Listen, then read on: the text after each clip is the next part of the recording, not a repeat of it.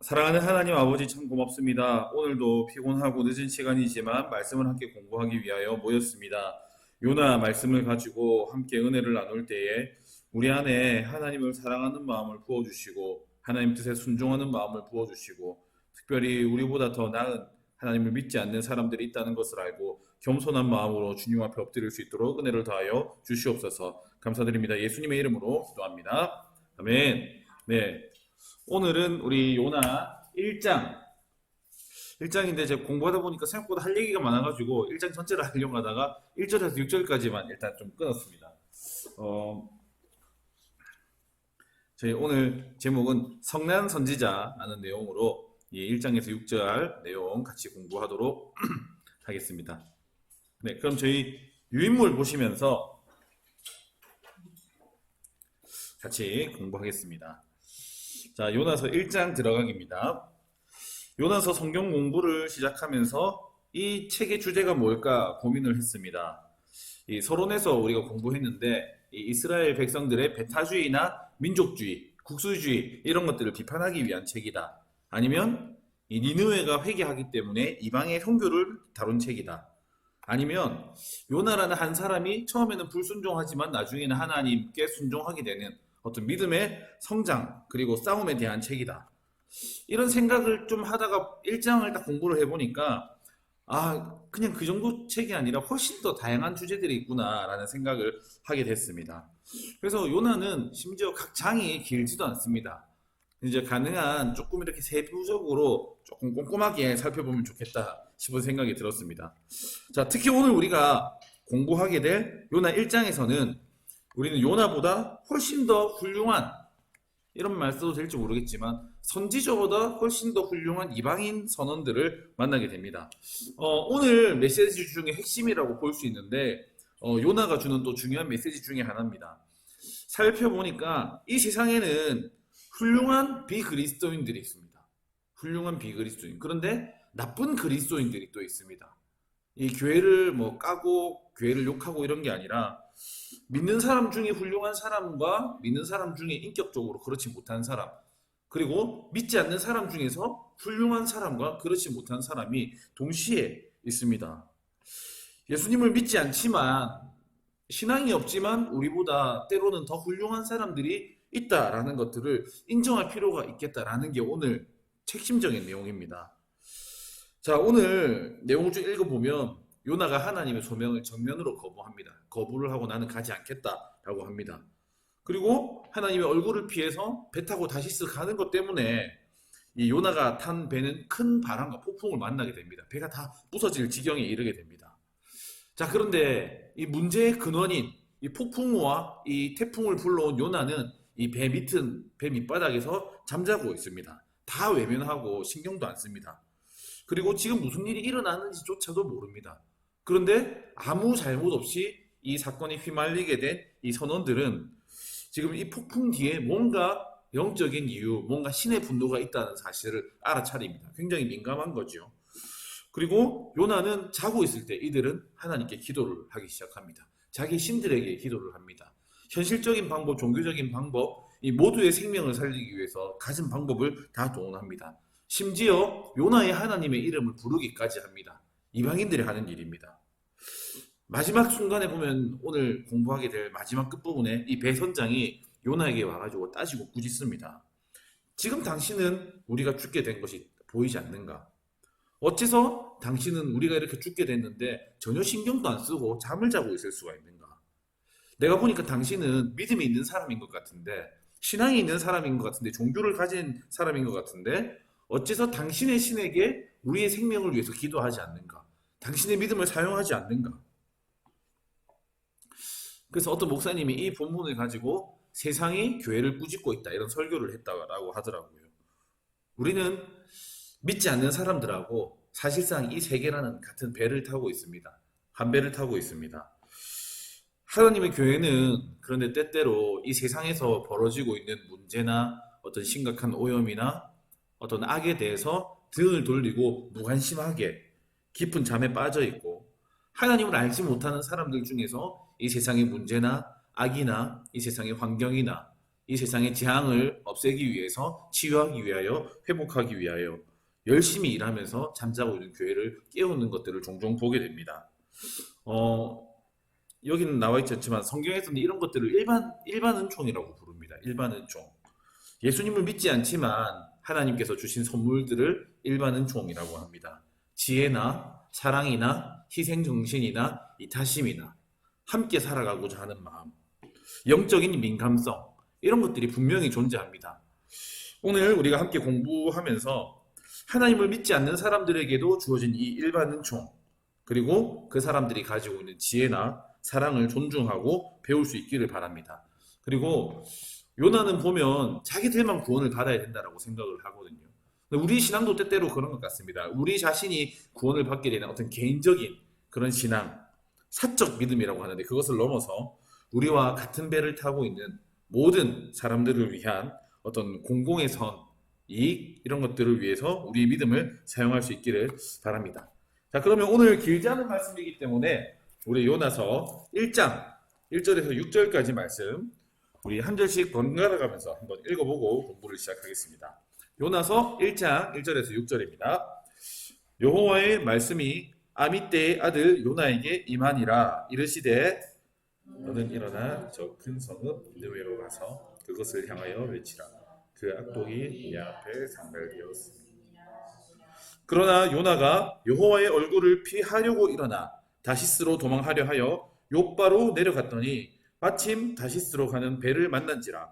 여호와의 얼굴을 피하여 그들과 함께 다시스로 가려고 배 싹을 주고 배에 올랐더라.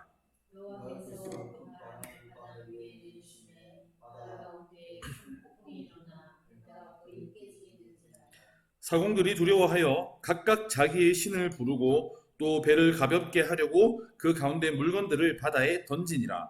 그러나 요나는 배 밑층에 내려가서 누워 깊이 잠이 든지라. 선장이 그에게 가서 이르되 자는 자여 어찌함이냐. 일어나서 네 하나님께 구하라. 혹시 하나님이 우리를 생각하사 망하지 아니하게 하시리라 하니라. 아멘. 자, 그래서 오늘 공부하면서 요나서의 주제가 뭘까? 그리고 하나님의 선지자보다 훨씬 더 훌륭한 이방인 선원들, 그리고 우리의 믿음을 어떻게 써야 될까? 이런 질문을 한번 고민해 보면 좋겠습니다. 자, 오늘 1절입니다. 1절은 전형적으로 이 선지자들에게 하시는 말씀입니다. 여호와의 말씀이 선지자 누구누구에게 임하시되, 우리 지난주에 살펴봤는데 아미떼의 아들 요나에게 하나님의 말씀이 임했습니다. 근데 여기서 이 아미떼라는 이름, 요나의 아버지 아미떼의 이름 안에는 에메트라는 단어가 있는데, 이 단어는 진리라는 뜻이라고 했습니다. 실제로 진리, 그리고 진실, 그리고 참되다, 성실하다. 그럼 진리의 아들 요나는 우리가 알고 있는 것처럼 비둘기라는 뜻이었죠. 그리고 이 노아의 방주 때 이 기쁜 소식을 전해주는 그런 존재였습니다. 그리고 이스라엘 백성들이 이 제사를 통해서 자신의 죄를 대속할 때 쓰는 짐승이 바로 이 요나였습니다. 자, 그러면 진리를 추구하는 사람, 그리고 좋은 소식을 전해주는 사람이어야 할 텐데 요나는 그렇지 못하다라고 했습니다. 나중에 여호와의 말씀이 요나에게 임하신다라는 말이 3장에 한 번 더 나옵니다. 그때는 이제 두 번째로 임하시되라는 말이 붙어서 나오게 됩니다. 자, 1장은 이렇게 나오고 2절이 중요합니다. 자, 2절을 읽어보면 너는 일어나 저 큰 성읍 니느웨로 가서 그것을 향하여 외치라. 그 악독이 내 앞에 상달되었음이니라 하시니라. 자, 이게 뭐냐면 이제 하나님께서 요나에게 소명을 주는 장면입니다. 자, 첫 번째로, 그런데 요나의 입장에서 이 소명은 굉장히 불편한 소명입니다. 인정하기가 어려운 소명입니다. 이전까지 선지자들을 향해서 부르셨던 하나님의 소명과 부르심과는 조금 다른 부르심입니다. 첫 번째는 하나님이 선지자에게 말씀을 주실 때는 이 말씀 내용이 나와야 되는데 말씀 내용이 안 나옵니다. 너는 일어나 저 큰 성읍 니느웨로 가서 그것을 향하여 외치라. 그 악독이 내 앞에 상달되었음이니라 하시니라.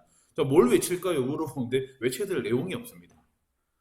자, 그리고 두 번째는 하나님이 파견 명령입니다. 이게 무슨 말이냐면 지금까지 성경을 쭉 읽어오면 하나님이 이스라엘뿐만 아니라 다른 민족에 대해서도 이렇게 예언하시고 하나님의 말씀을 종종 주시긴 합니다. 그런데 하나님이 직접 그 다른 나라, 다른 민족에게로 네가 직접 가가지고 우리말로 하면 파견해가지고 거기서 무언가를 외치라라고 이야기한 적은 없습니다. 요나 입장에서 봤을 때 하나님이 선지자에게 이렇게 말씀하시는 분이 아닌데 라는 생각들을 하게 됩니다. 그리고 하나님 요 중요한 동사가 있는데 너는 일어나서 거기로 가서 외치라라는 말입니다. 일어나다라는 말이 쿰이라는 단어고 그리고 외치다라는 말이 크라라는 단어인데 이게 지금 중요한 이유는 조금 있다가 그 요나에게 나무라는 선장이 요나에게 똑같이 이 단어를 가지고 나무라기 때문에 그렇습니다. 혹시 그거 아십니까? 예수님이 그 12살짜리 그 죽은 소녀 회당장 야이로의 딸을 일으킬 때 달리다 굼 이렇게 일으키시지 않습니까? 그런데 그때 굼이 여기 나오는 굼입니다. 이렇게 일으키다, 일어나라라는 뜻이거든요. 자, 일어나서 외치라. 요거를 좀 기억해 주시면 좋을 것 같습니다. 자, 요나 입장에서는 외쳐야 될 말도 없고, 그리고 하나님이 다른 지역에 가서 파견을 하니까 일단 조금 당혹스럽습니다. 자, 그런데 요나를 더 당혹스럽게 하고 더 순종하기 힘들게 만든 것은 뭐냐면 큰 성읍 니느웨로 가서 외쳐야 되고 그리고 그 악독이 내 앞에 상달되었음이니라. 자, 지난주에 지지난주네요 벌써. 여기 잘 많이 나오는 단어 중에 하나가 크다라는 단어가 많이 나온다고 했습니다. 요나서의 핵심 단어인데 이 성경 히브리어로 가돌이라는 단어입니다. 근데 이 가돌은 단순히 크다를 넘어서 위대하다, 대단하다, 엄청나다. 그래서 이 가돌이라는 단어는 주로 하나님 앞에 쓰입니다. 하나님이 하시는 일, 하나님의 위대하심을 나타낼 때 가돌이라는 말이 쓰이는데 그런데 이 가돌이 사랑과 연관되어져서 이렇게 뭔가 쓰여질 때는 부정적으로 쓰여질 때가 참 많습니다. 지난번에도 이 큰 성읍이라는 말이 부정적으로 쓰인다고 얘기를 했던 기억이 나는데 큰 성읍을 만들기 위해서는 당연히 희생이 따라옵니다. 그리고 억압이 있고 착취가 있고 폭력이 있고 죄악이 있다라는 것들을 암시를 하게 됩니다. 이 니느웨로 가야 되는데 니느웨가 진짜 나쁜 애들입니다. 자, 실제로 이 니느웨가 사람들이 전설의 도시다라고 생각하다가 이거를 1800년대 고고학자들이 니느웨를 발굴해냈습니다. 그런데 이 니느웨 보니까 이 성벽이 둘레가 12km라고 합니다. 12km. 이 말이 12km지 뭐 최소한으로 잡았을 때 한 짝 한 짝 이렇게 4km지 않습니까? 4km. 4km 걸어가려고 해도 1시간이 걸리는 그런 거리인데 이거를 사람이 다 돌로 쌓았다고 이렇게 생각을 해보십시오. 그런데 이 성벽의 높이가 30m 정도 된답니다. 30m고 이 폭이 그 예전에는 왜 이렇게 전쟁할 때 이 말 두 개가 끄는 이렇게 전차를 타고 이렇게 사람들이 다녔지 않습니까? 그런데 이 전차 네 대가 동시에 지나갈 수 있을 정도로 그러니까 요거 한 두 배는 돼야겠죠. 지금 저희 여기 세가족실 너비 두 배 정도. 그러니까 이 정도의 넓이에 30m에 이 둘레가 12km입니다. 그리고 그 당시의 조감도를 보면 이 바깥에 이렇게 연못을 파가지고 배가 떠다녔다고. 이 얼마나 엄청난 돌이 들어가야 되고 얼마나 엄청난 사람들의 어떤 노력이 필요할까요? 진짜 큰 성읍이었습니다. 여기 보면 아까 전에 그 악독이 내 앞에 상달되었습니다 라는 말인데 이 말을 원어 그대로 살펴보면 악이 스멀스멀 내 앞에까지 기어 올라왔다라는 뜻입니다. 하나님 입장에서 봤을 때 저 성읍은 너무나 큰 성읍이고 거기에는 엄청난 희생이 있었고 그리고 저 성읍에서 온갖 종류의 악이 쌓이고 쌓이다 못해서 내 앞에까지 스멀스멀 기어 올라왔다. 하나님이 도저히 두고 보지 못하겠다라는 뜻으로 저 니느웨를 설명을 하고 있습니다. 나중에 이 요나서 3장에 보면 이 니느웨 사람들이 회개하는 장면이 있습니다. 그때 회개하는 장면에 보면 그 각자 악한 길과 손으로 행하는 강포에서 돌이켰다 이런 표현이 나오는데 이 강포라는 단어를 찾아보니까 하마스라는 단어인데 이게 폭력이라는 뜻이더라고요. 지금 이스라엘 하마스 이렇게 전쟁하고 있지 않습니까? 근데 이 하마스가 폭력 그리고 이제 살인 이런 뜻을 가지고 있더라고요. 그러니까 이 니느웨는 도시 자체가 굉장히 악하고 사람들의 부르짖음이 있는 그런 도시였습니다. 아마도 이 니느웨 때문에 슬퍼하고 힘들어하고 눈물 짓고 뭔가 희생당한 사람들이 부르짖는 소리가 하나님께 올라왔던 것 같습니다. 하나님은 성경을 쭉 읽어보면 부르짖음에 굉장히 민감하신 분입니다. 나를 믿는 거 안 믿는 거 이것도 중요한데 하나님을 믿든지 믿지 않든지 하나님은 이 세상의 악에 대해서 굉장히 단호하게 반응하시는 분입니다. 저 왼쪽에 있는 그림이 이 소돔과 고모라의 그림이거든요. 여기 막 천사도 있고 이 뒤돌아보는 이 롯도 있고 막 이런데 소돔과 고모라도 하나님께서 멸하신 이유는 거기에 악이 있었고 그 부르짖음이 들렸기 때문에 그렇거든요. 자, 요 오른쪽 위의 그림은 혹시 어떤 그림인지 아시겠습니까? 예, 이집트에서 벽돌 만들고 있는 그림입니다. 이 출애굽하기 전에 이 히브리인들이 거기서 벽돌 굽는 일을 이렇게 했다라고 출애굽기 초반 서두에 이렇게 나옵니다. 그때 이 히브리인들의 부르짖음이 하나님께 들렸다 이렇게 되어 있습니다. 하나님께서 실제로 이 이집트를 10가지 재앙으로 심판을 하시지 않습니까? 근데 심판하신 이유는 단순히 이 이스라엘 백성들을 출애굽시키려는 이유도 있지만 거기에 이스라엘 백성들 혹은 다른 주변의 민족들을 억압하는 어떤 악이 있었고 부르짖음이 있었기 때문에 그렇습니다. 우리가 가나안 전쟁 이렇게 생각해 보면 그냥 그런 생각 많이 하지 않습니까? 이스라엘 백성들이 잘 살고 있는 이 가나안 땅 사람들 다 죽이고 불태우고 이거 너무한 거 아니냐. 그런데 성경에 보면 그런 표현이 있습니다. 그 땅에 아무리 사람들의 죄악이 그 땅에 차지 않아서 하나님께서 이스라엘 백성들을 출애굽시키지 않았다라는 내용이 있습니다. 그 가나안 땅은 그 자신이 섬기는 신에게 자신의 자식들을 불태워서 바치는 종교들이 가득했고 여기에 넣으려다가 차마 민망스러워서 못 넣었는데 뭔가 이렇게 음란한 신들이 가득했던 곳이고 거기는 악이 있는 곳이었습니다. 그리고 부르짖음이 있는 곳이었습니다. 하나님은 믿든지 믿지 않든지 상관없이 이 부르짖음과 악에 대해서 굉장히 단호하게 반응하시는 분이셨습니다. 자, 그렇게 봤을 때 이 니느웨라는 국가를 살펴보니까 니느웨는 역사적으로 엄청나게 잔인하고 악한 그런 국가였습니다. 고대 국가 중에서도 진짜 손꼽을 만큼 폭력적인 그런 제국이었습니다. 자, 아수르 왕들, 이 니느웨의 수도인 아수르 왕들은 하나같이 자기들이 군사적으로 다른 사람들을 얼마나 많이 죽이고 도륙했는지 그거를 기록해 놓는데 앞장서서 기록했습니다. 벌판에 시체가 가득하고 도시를 불태웠는데 굉장히 만족스러웠다. 이런 것들을 막 많이 적어놨습니다. 특별히 지금 이 니느웨 이 성읍을 이렇게 발견하면서 거기에 이거를 그림으로 이렇게 새겨놨는데 왼쪽에 있는 그림은 이렇게 전쟁하고 나서 이 포로들을 이렇게 꼬챙이 이렇게 올려놓은 그런 그림입니다. 오른쪽 이것도 되게 상세하게 이렇게 돼 있는데 여기 보이실지 모르겠는데 여기 사람이 중간에 있는 사람이 포로입니다. 그런데 여기 팔이 없고 여기 다리가 없고 여기 이렇게 잘려 있는 발 모양들이 이렇게 있습니다. 포로를 이렇게 다 사지를 이렇게 잘라내면서 팔은 이렇게 놔뒀다 하더라고요. 이걸 잡고 이렇게 흔들면서 조롱했다라고 되어 있습니다. 요 잘 보이실지 모르겠는데 여기 오른쪽에는 그냥 다 사람들 머리입니다. 이거를 자기 신전의 벽에다가 이걸 되게 자랑스럽게 이걸 다 해놓은 거죠. 이 잔인한 게 이 사람들의 어떻게 보면 정체성입니다. 이것들을 즐기고 자랑스러워했습니다. 밑에 그림은 이 철퇴가 망치 같은 거 사람 머리를 쾅 때리는 장면입니다. 전쟁 장면이겠죠.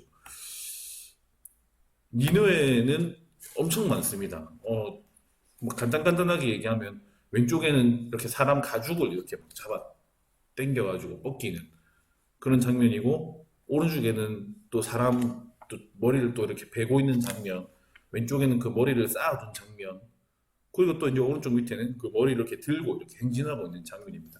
아수르라는 나라 자체가 이 니느웨라는 나라 자체가 정말 악한 나라인 거예요. 그냥 하나님 보시기 용서가 안 되는 나라인 거예요.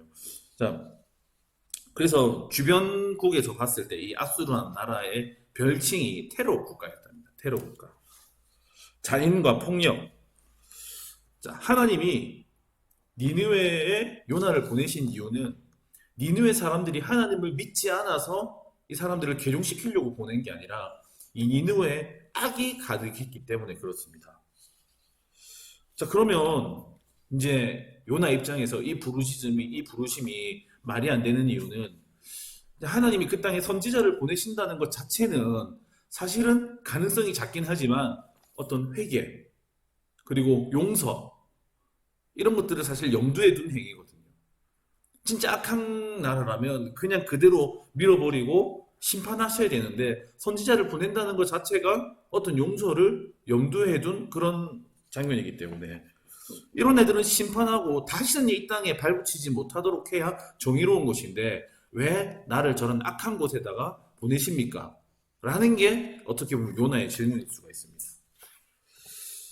자, 그리고 세 번째는 요나 입장에서 왜 하필 요나인가? 우리가 지난주에 살펴본 것처럼 요나는 특별히 이 민족주의적인 성향이 강한 선지자였지 않습니까? 다른 모든 선지자들이 지금 이 북이스라엘이 하나님을 떠나서 악하기 때문에 멸망당할 것이다 라고 예언했을 때 요나는 북이스라엘의 번영을 노래했던 그런 선지자입니다. 자, 나중에 이 북이스라엘이 이 앗수르에 의해서 멸망당한다는 것을 이렇게 안다면 자, 회개와 용서의 자리에 차라리 호세아랑 아모스 같은 선지자 이런 선지자가 가가지고 야 너희는 나중에 북이스라엘을 멸망시킨 도구로 쓰여져야 되니까 지금 돌아와야 된다 이런 얘기를 할 수 있는데 요나 입장에서 요나는 도저히 못 가는 거예요. 난 더군다나 가기가 싫은 겁니다.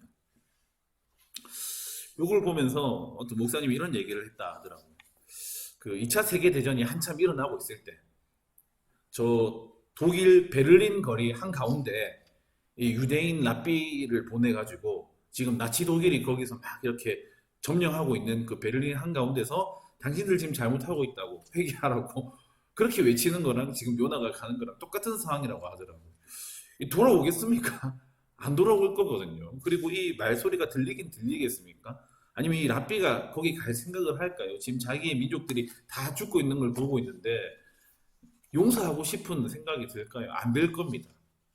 그런 비유를 해놨더라고요.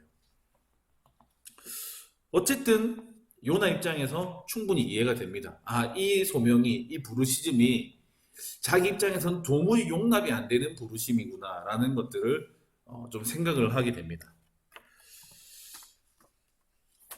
그런데 생각해보면 하나님은 단순히 이스라엘 백성들만의 하나님일까? 이런 생각을 해봅니다.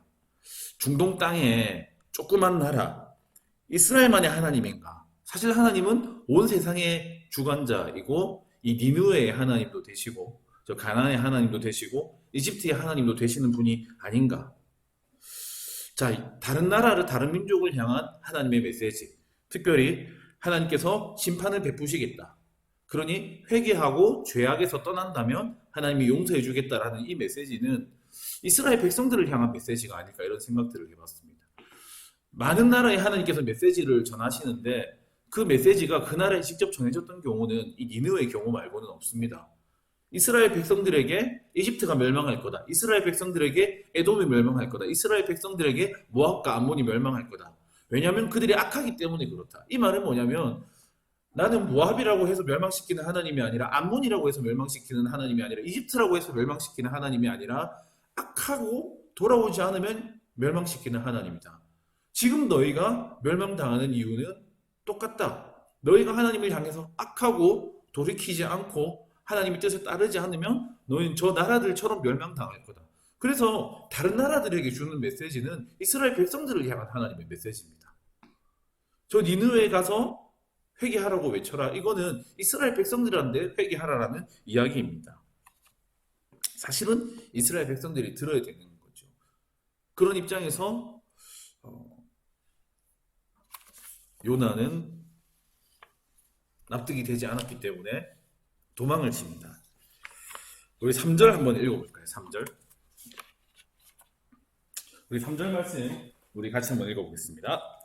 그러나 요나가 여호와의 얼굴을 피하려고 일어나 다시스로 도망하려 하여 욥바로 내려갔더니 마침 다시스로 가는 배를 만난지라. 여호와의 얼굴을 피하여 그들과 함께 다시스로 가려고 배삭을 주고 배에 올랐더라. 자, 요나는 하나님의 얼굴을 피해서 다시스로 도망을 합니다. 여기 보면 하나님의 얼굴을 피했다라는 말이 두 번이나 나옵니다.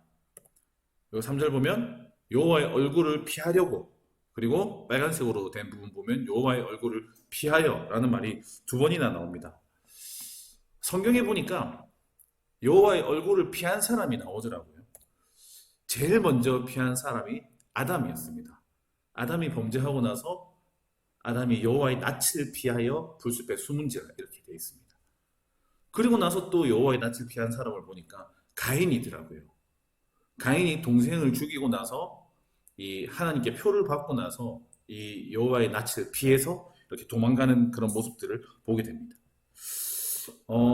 원래 관계라는 거는 서로 마주보는 게 관계지 않습니까? 사람도 마찬가지고 하나님과 우리가 마주보는 게 관계인데, 근데 그 사이에 다른 것들이 들어오게 되니까 아담은 죄가 들어오니까, 그리고 이 가인도 동생을 살인하게 된 살인이 들어오게 되니까 하나님으로부터 등을 돌리게 됩니다. 요나도 마찬가지인 것 같습니다. 분명히 하나님을 바라봐야 되는데 요나 입장에서는 하나님의 뜻이 마음에 들지 않습니다. 내 생각에는 이게 옳은 것 같습니다. 성경은 이걸 뭐라고 부르냐면 죄라고 부르더라고요. 자기 중심성, 하나님이 아니라 내가 옳다는 마음, 그게 들어오니까 요나는 하나님의 얼굴을 피하게 되더라고요. 그래서 다시스로 도망가고자 이렇게 합니다. 그 당시에 아마 다시스는, 자 여기 보시면 이렇게 되어 있습니다. 확실치는 않습니다. 근데 아직까지 확실치는 않는데 대부분의 학자들이 이 다시스가 여기 이 크게 나오려나?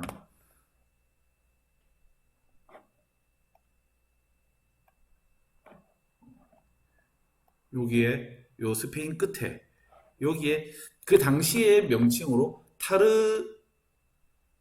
타르세소스인가 그렇게 됐네. 그게 다시스라고 이렇게 생각을 합니다. 그래서 요나는 하나님의 낯을 피해서, 자 여기 예루살렘인지 어딘지 모르겠지만 니느웨로로 가라고 했는데 요거를 거부하고 저 그 당시에 세상 끝인 왼쪽에 스페인으로 이렇게 가려고 합니다. 요 밑에 보면 제가 지역적 신관 이렇게 적어놨는데, 이게 뭐냐면 그 당시의 사람들이, 그 고대 사람들이 신을 이해하는 방식입니다. 신이 그 동네 이 표현이 맞는지 모르겠어요. 자기 나와바리가 있다고 생각을 했거든요. 예. 아니, 김용국 선생님 자주 사용하시는 표현이 있는데, 저 북구 주민들은 다 우리 나와바리거든요. 예를 들어서 그 이집트의 신은 여기 사막의 신입니다. 그 지역을 넘어서면 이 이집트의 신이 별 영향력을 발휘하지 못한다고 생각합니다. 그리고 여호와 하나님은 광야의 신이다 이렇게 생각을 합니다. 바다에는 바다의 신이 다스려야 됩니다. 저 그리스에는 그리스의 신이 그 지역을 다스린다라고 생각을 합니다. 그래서 옛날 사람들은 자기가 살고 있는 이 지역에서 벗어나면 그 신이 자기에게 영향력을 미칠 수 없다라고 생각을 했습니다. 요나가 그런 생각이었을까? 사실 웃기지 않습니까? 하나님이 온 세상을 다 만드셨는데 어디를 도망간다고 해도. 그래서 제가 거기에 보면 시편 139편 이렇게 적어놨는데, 내가 주의 영을 떠나 어디로 가며 주의 앞에서 어디로 피하리이까? 내가 하늘에 올라갈지라도 거기 계시며 스올에 지옥에 내 자리를 펼지라도 거기 계시나이다. 어디를 가든 하나님을 피할 수 없다라고 시편 기자는 이야기하는데, 이 요나는 하나님을 피할 수 있다고 생각하고 도망간 건가? 그런데 또 웃긴 게 1장 9절을 읽어보면 이렇게 되어 있습니다. 요나가 지 스스로 나는 바다와 육지를 지으신 하늘의 하나님 여호와를 경외하는 자로다. 그 피할 수 없다는 건 알고 있으면서도 피합니다. 이거는 그냥 하나님한테 온 마음으로 가기 싫다라고 이제 거부하는 거예요, 사실. 하나님은 동쪽으로 니느웨로 가라고 했는데 요나는 서쪽으로 갑니다. 다시스로 갑니다. 육로로 걸어가면 되는데 이 바다에 배 타고 세상 끝으로 가려고 합니다. 아까 처음에 하나님 소명 기억나십니까? 일어나서 외치라. 하나님 일어나서 가서 외치라고 했는데 요나는 불순종하기 위해서 여기 3절을 보면 일어나서 이렇게 가게 됩니다.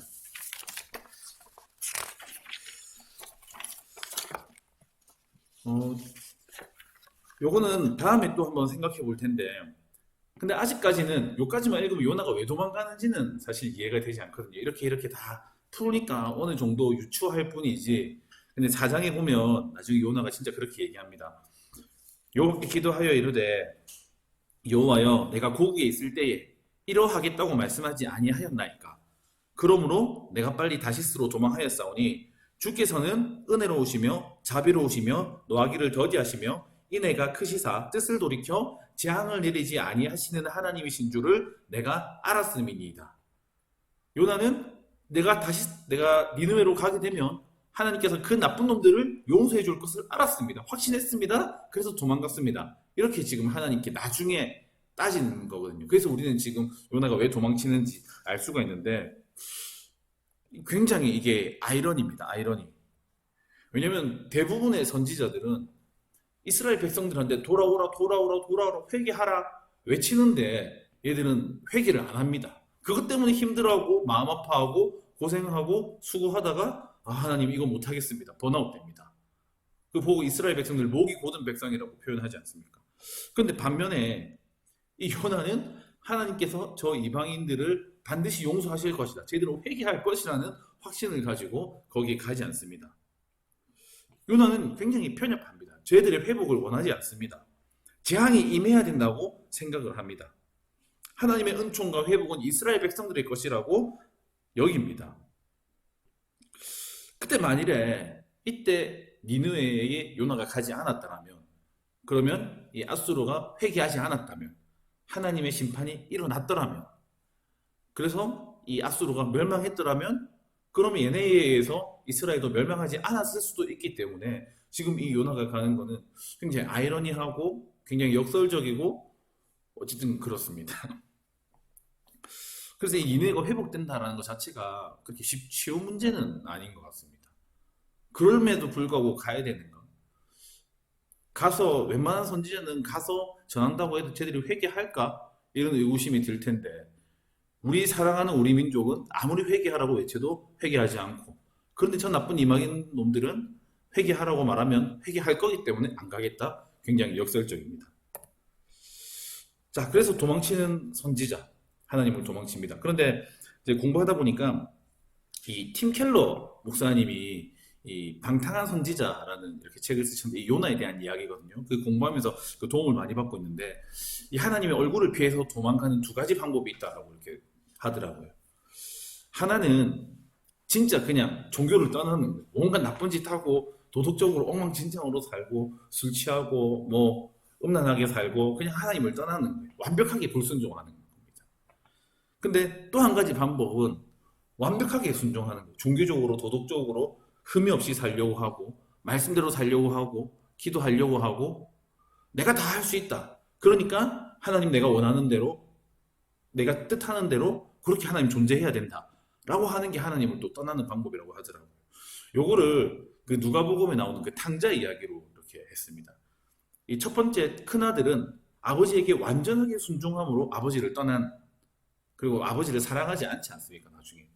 그리고 이 둘째 아들은 완벽하게 아버지께 불순종함으로 아버지를 떠난 그런 아들이라고 하더라고요.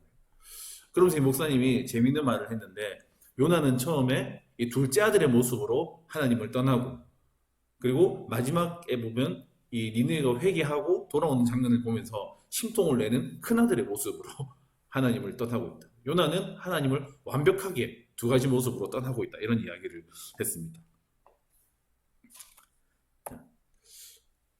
어쨌든 요나가 이렇게 하나님의 뜻에 불순종해서 도망가니까 하나님께서는 이 요나를 막으십니다. 자, 4절을 읽어보면 하나님이 큰 바람을 바다 위에 내리시며 이 요나가 단 배가 부서지게 되었더라. 이렇게 되어 있습니다. 큰 성을 피해서 갔는데 여기 보면 또 큰이라는 단어가 또 나오는데 여기 또 가돌이 나옵니다. 이거는 하나님이 하시는 일이거든요. 큰 바람 그리고 큰 폭풍이 나왔다라고. 여기 또 똑같이 가돌이라는 말이 있습니다. 하나님이 하시는 일들이죠. 여기 내리시메라는 단어가 원어로 보면 창이나 무기 같은 걸 이렇게 던질 때 이렇게 확 꽂을 때 쓰는 단어가 저 내리시메라는 단어라고 하더라고요. 이걸 보면 이 하나님이 지금 요나에 대해서 굉장히 열받아 있다 이런 걸 보여줍니다. 굉장히 역동적입니다. 바람을 하나님이 이렇게 던지시는 거예요. 이 바다 위로.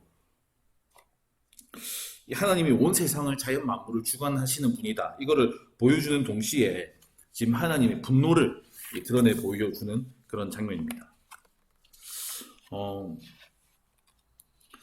요런 좀 묵상을 합니다. 사실 욥기를 읽어보면 우리 삶에 일어나고 있는 이 모든 고난이 죄의 결과는 아닙니다. 그게 욥기에서 중심적으로 다뤄지는 주제입니다. 하나님을 경외하고 하나님을 사랑하는데도 우리 삶의 이유를 알 수 없는 고난이 있습니다. 그런데 성경을 읽어보면 모든 죄와 모든 불순종은 반드시 어떤 어려움을 초래합니다. 다시요. 우리에게 일어나는 모든 어려움이, 모든 고난이 죄 때문에 일어나는 것은 아니지만 우리가 죄를 지으면 반드시 어려움이 옵니다. 이런 겁니다. 사실 우리가 몸을 함부로 하고 막 맨날 패스트푸드 먹고 잠도 제대로 안 자고 우리 몸을 엉망진창으로 살피면서 우리가 건강하기를 바라는 일은 사실 웃긴 일이지 않습니까? 또 우리가 다른 사람들을 도구로 여기고 다른 사람들을 막대하고 필요에 따라서 하대하고 이렇게 하면서 그 사람이 나를 좋아해 줄 거라고, 그 사람이 나를 신뢰하고 그 사람이 나에게 애정을 줄 거라고 기대하는 것도 어리석은 일이지 않겠습니까? 우리가 이기적으로 살면서 이 세상에 일어나는 일에 전혀 관심도 없고 그렇게 살면서 이 세상이 잘 돌아가기를 바라는 것도 사실은 웃긴 일이지 않습니까? 어떤 법칙, 어떤 설계대로 살아가야 되는 그 모습대로 살지 않을 때 그 모든 것들은 반드시 우리에게 그 거부를 하게 돼 있거든요. 건강도 마찬가지고 관계도 마찬가지고. 근데 율법이라는 것은 죄를 짓는다는 것은 하나님이 우리를 설계하신 그 설계 시스템을 망치는 겁니다. 그러니까 반드시 어떤 리액션이 올 수밖에 없습니다. 모든 죄에는 사실 폭풍이 따라옵니다. 언제 올지 모르겠지만 오늘 요나의 경우처럼 바로 우리의 삶에도 이런 폭풍이 오면 우리가 바로 회개하고 돌이킬 수가 있는데 근데 대부분의 경우에는 잘 모릅니다. 잘 모르고 당장 이상을 느끼지 못하는데 서서히 지나고 보면 우리 몸이 아픈 것처럼 증상을 모르다가 알아차렸을 때는 조금 늦는 경우가 많습니다. 자, 이제 오늘 주제 핵심으로 들어갔습니다. 5절 6절입니다. 자, 사공들이 두려워해서, 뱃사공들이 두려워해서 각각 다 자기의 신들을 부르기 시작합니다. 엄청난 폭풍이었던 것 같습니다. 뱃사람들은 사실 언제나 배를 타고 나갈 때마다 오늘 난 죽을 수도 있다라는 생각을 하고 위험에 노출되어 있었습니다. 그래서 여기 보면 배 머리에 보면 이렇게 선수상이라고 있습니다. 선수상. 이게 뭐냐면 안전하게 항해할 수 있도록 자기가 믿는 신의 형상을 여기 앞에다가 붙여놨습니다. 이 사람들은 그렇기 때문에 지금 이 파도가 단순한 파도가 아니라 뭔가 영적인 어떤 신의 분노 때문에 일어났다라는 것을 이 사람들은 캐치했습니다. 영적으로 민감했던 사람들입니다. 그래서 각자 신에게 불러서 이 신의 분노가 그치게 해달라고 이렇게 기도를 막 요청을 합니다. 자, 거기에 보면 사공들을 표현할 때 이렇게 되어 있습니다. 5절에 보면 사공들이 두려워하여 각각 자기의 신을 부르고 또 배를 가볍게 하려고 그 가운데 물건들을 바다에 던지니라.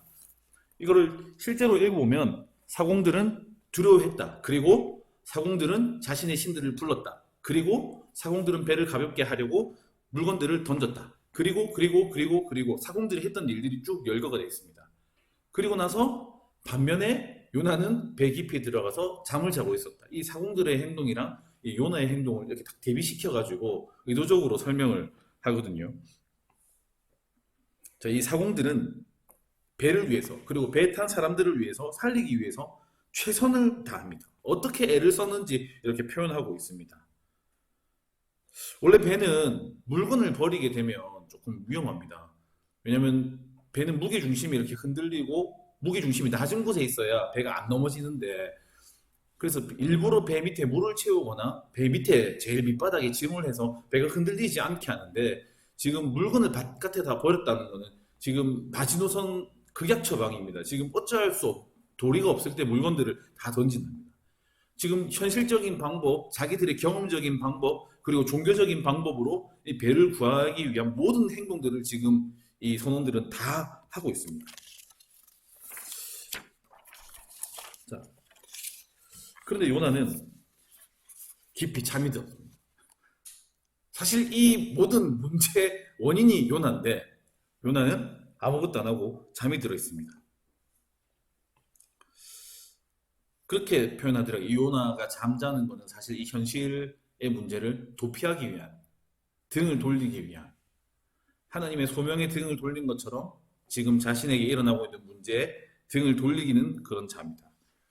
그 열왕기 보면 엘리야가 이 갈멜산에서 바알 아세라 선지자들하고 다 싸우고 다 승리하고 그리고 나서 이제 이스라엘이 자기를 잡으려고 오니까 완전 지쳐가지고 저 광야에 들어가서 로뎀나무 아래 누워가지고 하나님께 그런 기도를 하거든요. 하나님, 나 그냥 죽여주십시오라고 기도를 합니다.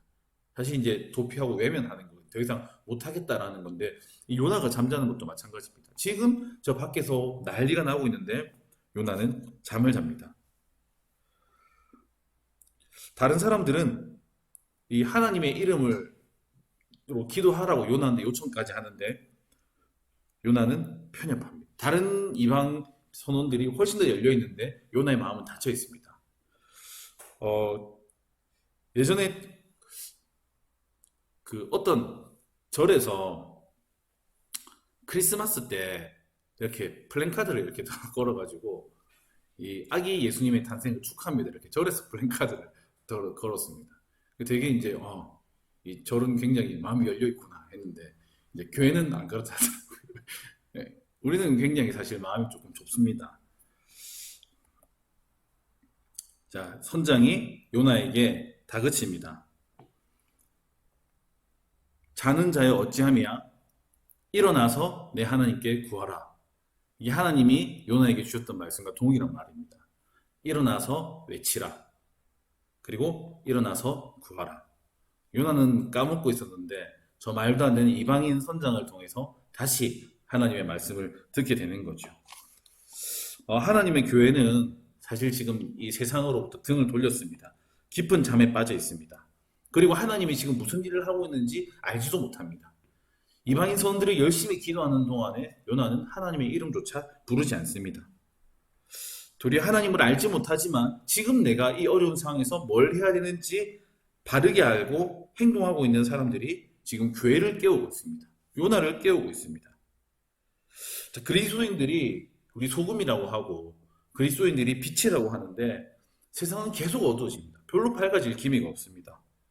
그것은 요나처럼 지금 우리가 온전히 살아가지 못하는 이 폭풍을 지금 우리가 이 세상에 불러오고 있는지는 모르겠습니다.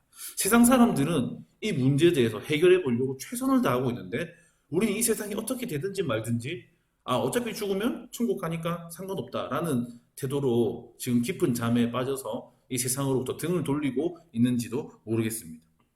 일어나서 너희 하나님께 제발 기도 좀 해봐라. 혹시나 하나님께서 들으시고 우리를 살려주시지 않겠느냐. 세상이 이 교회에 요구하는 모습입니다. 꾸짖는 모습입니다. 요나서 제일 뒤에 보면 이 3장 8절 9절 보면 이 니느웨 사람들이 회개하는 장면과 그리고 요나서 1장 6절이 굉장히 비슷합니다. 니느웨 왕이 그 백성들한테 이렇게 이야기합니다.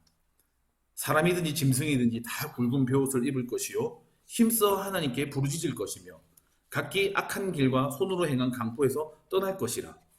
하나님이 뜻을 돌이키고 그 진노를 그치사 우리가 멸망하지 않게 하시리라. 그렇지 않을 줄을 누가 알겠느냐. 혹시 우리가 이렇게 외치고 부르짖는다면 하나님이 우리를 망하지 않게 하실 수도 있지 않겠느냐. 선장이 똑같은 말을 합니다. 네 하나님께 구하라. 그러면 혹시 하나님이 우리를 생각해서 망하지 않게 하시지 않겠느냐. 오늘 이렇게 6장까지 살펴봤는데 오늘 요나가 우리에게 주는 메시지입니다.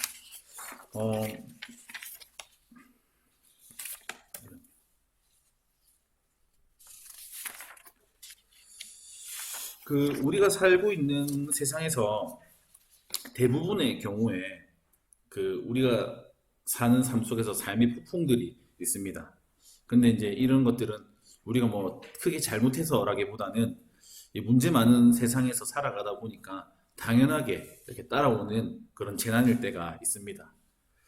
삶의 폭풍이 가득한 세상이고 우리가 하나님을 믿는다고 해도 그리고 믿지 않는다고 해도 이 삶의 폭풍과 재난이 우리에게 닥쳐옵니다. 오늘 여기에 일어난 폭풍은 뱃사람들의 탓도 아니었고 요나의 탓이었지만 놀랍게도 이 폭풍 때문에 이 뱃사람들은 나중에 하나님의 이름을 부르게 됩니다. 하나님을 만나게 됩니다. 모든 어려움이 죄로 인한 것은 아니지만 때때로 어려움은 우리 마음속을 지배하는 죄의 영향력을 줄이는데 도움을 줄 수가 있습니다. 이 폭풍은 지금까지 이 뱃사람들이 보지 못했던 그런 진실을 보게 할 수가 있습니다. 다른 방법으로는 얻을 수 없는 믿음이나 인내나 사랑이나 겸손이나 그리고 자신 스스로를 돌아볼 수 있는 기회가 이 재앙을 통해서 오기도 합니다. 우리는 이 세상과 같은 배를 타고 있습니다. 지금도 폭풍이 많이 있습니다. 범죄가 있고 전쟁이 있고 사회 질서가 무너지고 그리고 실업의 문제가 있고 지금 우리나라만 보더라도 출산율의 문제가 있고 이거 폭풍이지 않겠습니까? 경제 위기가 있고 그리고 전 세계적으로 봤을 때 기후 재앙이 있습니다. 사실은 지금 우리가 이 믿지 않는 사람들과 같이 타고 있는 이 세상이라는 배를 부술 만한 폭풍들이 지금 너무 많이 일어나고 있습니다. 이런 폭풍들이 일어날 때 우리는 이 사람들과 같은 배를 탄 이웃이 됩니다. 코로나 때만 생각해 보더라도 좀 그렇습니다. 다 힘들었습니다. 모두 힘들었습니다. 그런데 지금 어떻게 이 문제를 해결할까? 이런 고민을 했던 사람들이 있었던가 하면 여기 등을 돌리고 우리는 대면 예배하겠다 사실 고집 부렸던 그리스도인들도 사실 많지 않습니까? 이 문제를 해결하는 데는 사실 관심이 없습니다. 등을 돌리고 다른 사람들의 구원에는 관심이 없습니다. 우리의 예배가 훨씬 더 중요했습니다. 그때 또 누군가는 자신의 목숨을 바쳐서 이 질병들과 싸우고 있었던 사람들이 있습니다. 요나는 지금 믿는 이스라엘 자신들의 이익만을 위해서 살고 싶었습니다. 그런데 우리는 이 내용을 통해서 우리는 온 인류 함께 살아가고 있는 이 똑같은 배를 탄 일원이다라는 것을 기억해야 될 필요가 있습니다. 그리고 때때로 믿음을 가지지 못한 사람들이 우리보다 훨씬 더 훌륭하게 살아가고 있음을 우리는 본받을 필요도 있습니다. 두 번째는 그럼에도 불구하고 죄는 우리 삶에 반드시 폭풍을 가져옵니다.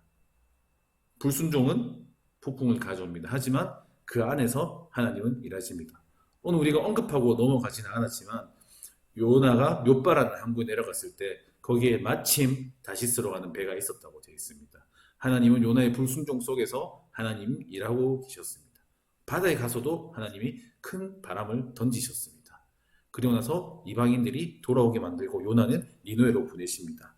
오늘 우리 삶에는 이 폭풍 속에서 하나님의 일하심을 볼 수 있기를 바랍니다.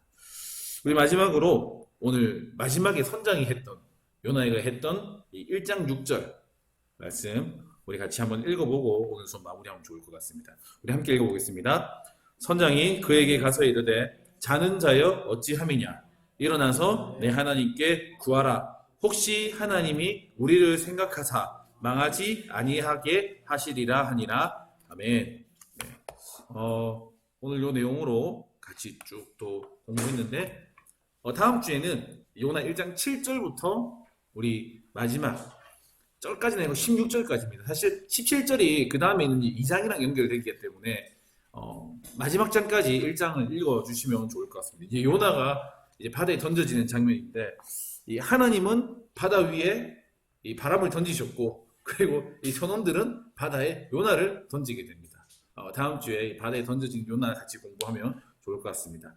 네, 오늘 이렇게 많은 분들도 같이 공부해 주셔서 감사하고 제가 잠깐 기도하고 오늘 수업 마무리하도록 하겠습니다. 기도하겠습니다.